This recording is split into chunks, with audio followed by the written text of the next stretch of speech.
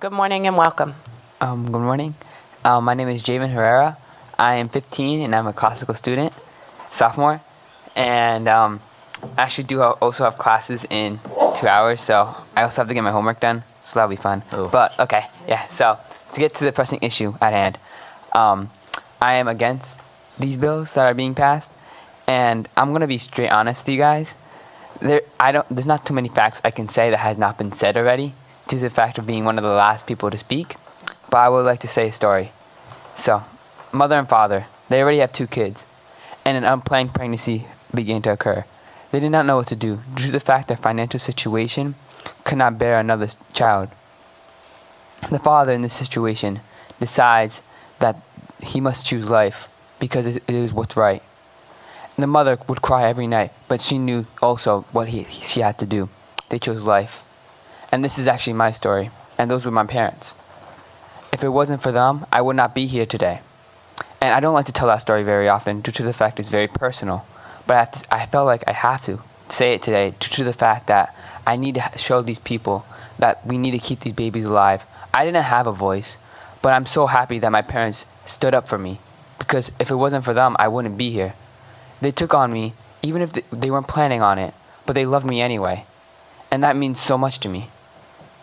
I'm one of 5 kids. It's very a lot for my parents, very stressful, but they chose me to have me, even though they weren't prepared, but they had me anyway. My mom was stay-at-home mom, and my dad, the business was not going well. They were worried my dad might have lost his job, and we would have been in a horrible financial situation, but they chose life anyway. That's a great privilege for me to say, and I don't know, it's just very hard for me to say sometimes. I don't know, it's just... And I also would like to mention one more thing. This is from actually President Ronald Reagan when abortion was brought up in one of his speeches. He said this. In California, a woman who's pregnant was beaten up mercilessly, was found basically almost killed. And when she gave birth, the baby was born dead due to a fractured skull. The California legislative, they all voted unanimously that murder of a baby, a fetus, is actually, it will be considered murder. But California also allows abortion to exist. How does this make any sense? If they said that the man was proved guilty due to the fact he killed that baby, how are we saying that mothers are allowed to kill their babies in their own bodies? That makes no sense to me. How are we saying that if a man were to beat up the baby from the outside, but if we went from the inside out to kill that baby, how does that make sense?